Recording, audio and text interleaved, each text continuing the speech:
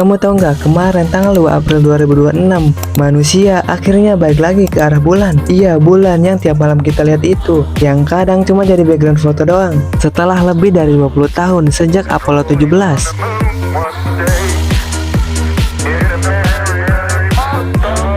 Sekarang lewat Artemis 2, manusia mulai perjalanan baru ke luar angkasa. Dan ini bukan sekedar jalan-jalan, tapi langkah awal menuju masa depan.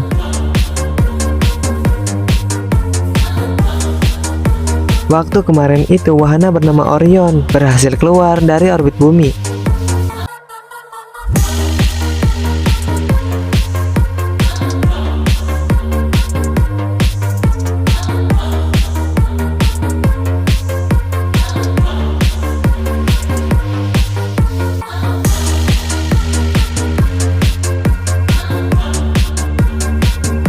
Dan mulai perjalanan menuju bulan. Mereka melewati jalur yang sama, seperti misi lama dari Apollo program.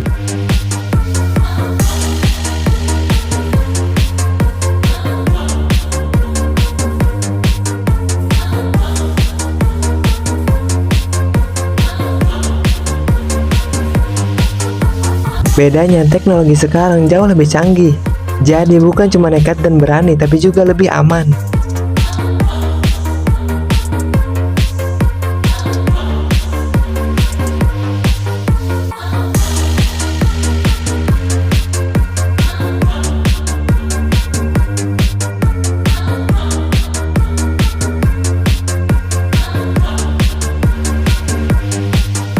Di dalam misi ini juga ada 4 astronot.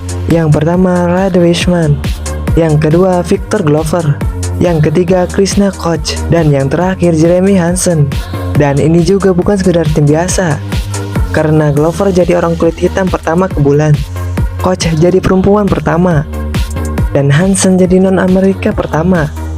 Jadi ini bukan cuma soal luar angkasa, tapi juga sejarah buat manusia. Sekarang pertanyaan paling sering muncul, Bang, kenapa nggak sekalian mendarat aja? Padahal udah jauh-jauh ke bulan. Jawabannya karena ini masih tahap uji coba. Wahana Orion memang nggak dirancang buat mendarat. Fokusnya adalah uji sistem penting kayak oksigen, tekanan, dan keamanan astronot. Ibaratnya kayak gini, kamu beli HP baru, masa langsung dipakai buat main game sampai 10 jam nonstop? Pasti dites dulu kan, takutnya panas. Nah, roket juga harus diuji coba dulu, karena demi keselamatan bersama. Ternyata ke bulan itu nggak semudah yang kita kira. Bahkan di misi Artemis 1, ada lebih dari 100 bagian perisai panas yang bermasalah. Padahal itu penting banget buat nahan panas saat kembali ke bumi. Selain itu, baju luar angkasa baru masih dikembangkan. Dan sistem pendaratan juga belum sepenuhnya siap.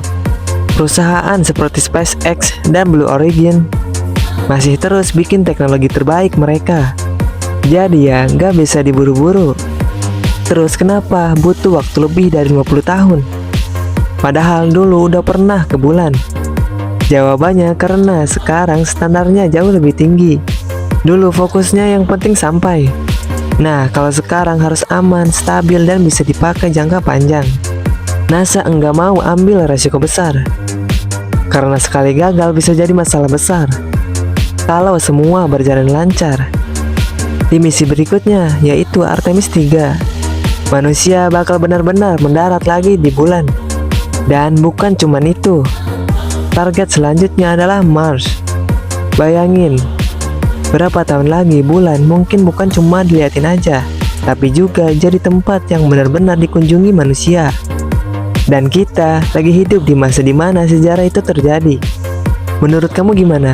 Manusia bakal tinggal di bulan nggak? Tulis di kolom komentar ya.